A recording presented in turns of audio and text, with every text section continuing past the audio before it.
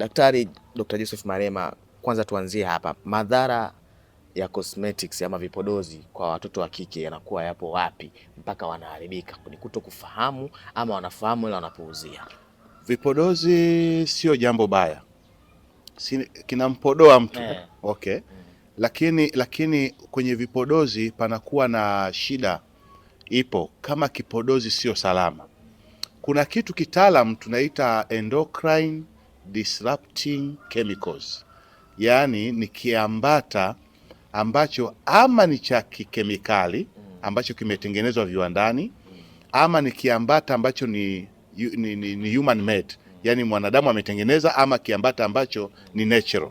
Sasa viambata hivi tunasema hiyo endocrine disrupting chemicals, they can mimic or block or alter or interfere with natural body hormones, yani vina uwezo wa kupenya vikaingia kwenye blood stream, kwenye damu. Ndio vile viambata sumu ambavyo vinakaa kwenye vipodozi. Sasa vikishaingia mle ndani, vinakwenda kuchangamana na vichocheo asilia vya mwili wa binadamu. Sasa tuangalie kwa upande wa wanawake. Kwenye vipodozi kuna kitu kinaitwa parabens. Parabens zinatumika kama preservative, yani kama viambata ambavyo vinatunza ile cosmetic isiharibike.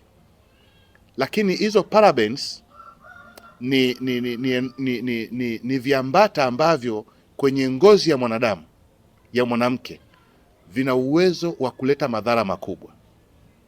Lakini ukiachilia hiyo parabens, kuna phthalates, na zenyewe hizi zikiingia kwenye ngozi ya mwanamke vina uwezo wa kualter au kubadilisha mfumo wa vichocheo vya mwili wa mwanamke. Okay? Lakini kuna heavy metals. Heavy metals kama vile nickel. Heavy metals ndio zinasababisha ngozi ina grow. Ya unakuta ngozi ya mwanamke inavutia, ina mng'aro fulani hivi. Wenyewe wanasema grow, yani ngozi yangu imegrow. Umeona na inakuwa na mvuto ambao unakuta mtu akiona bwana umependeza, ngozi yako imegrow. Umeona Sasa ni kweli imegrow, lakini maana yake ni kwamba vile viambata sumu vinazama kwenye blood stream, alafu vinakwenda vina interfere zile hormones, especially progesterone hormone na estrogen hormone. Sasa vikisha interfere vile vinapelekea kusababisha madhara makubwa kwenye mfumo wa uzazi. Kwa unakuta binti ametumia vipodozi, anang'aa, unamuona mwanamke amekuwa kama mzungu, yani unasikia bana Sasa matokeo yake vina interfere zile hormones za uzazi.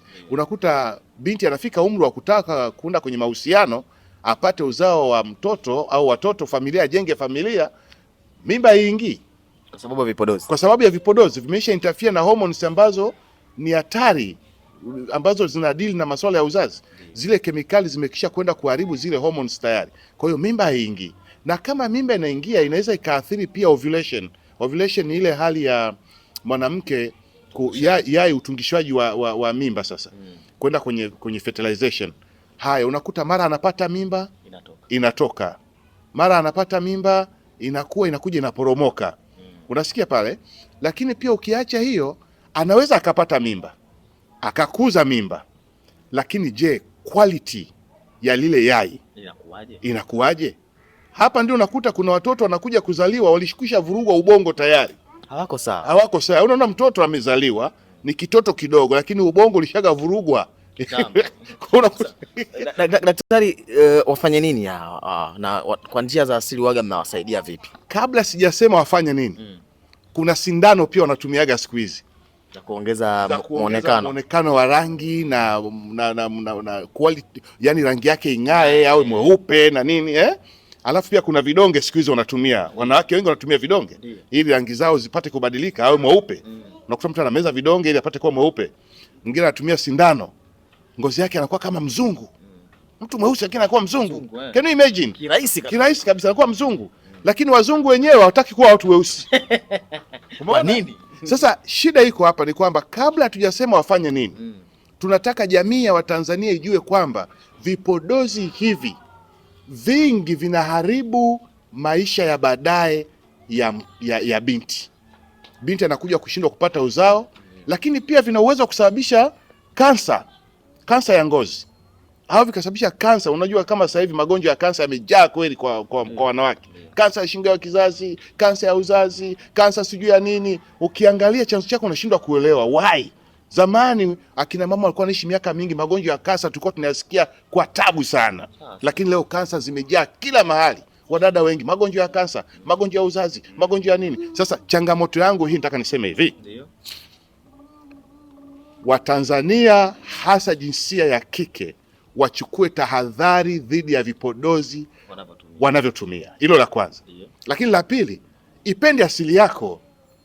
Kwa nini unapenda kuwa mzungu wakati wewe ni Mwafrika? Ipende asili yako, kwa sababu unapotaka kuwa mzungu wakati wewe ni Mwafrika unaweza kupata kansa, ukapata matatizo ya uzazi, unashindwa kupata ujauzito kwa sababu ulitumia vipodozi ambavyo vina viambata sumu na vina uwezo wa kuharibu afya yako ya uzazi. Sasa mwisho kabisa nataka niseme hivi, sisi kama Sun Galaxy Herbs tuna uwezo mkubwa, tunatumia product ambazo ni za asili. Na ili uweze kumsaidia mwanadada aliyeathirika na vipodozi, lazima tumpe kitu kinaitwa natural organic supplement ambayo ina detoxify, inafanya detox kwenye mwili wake. Kwa hiyo inakwenda inaharibu zile chemicals ambazo zilileta madhara, zile sumu, na hatimaye ngozi yake inaanza kuchange, inarudi kwenye hali ya kawaida. Yes.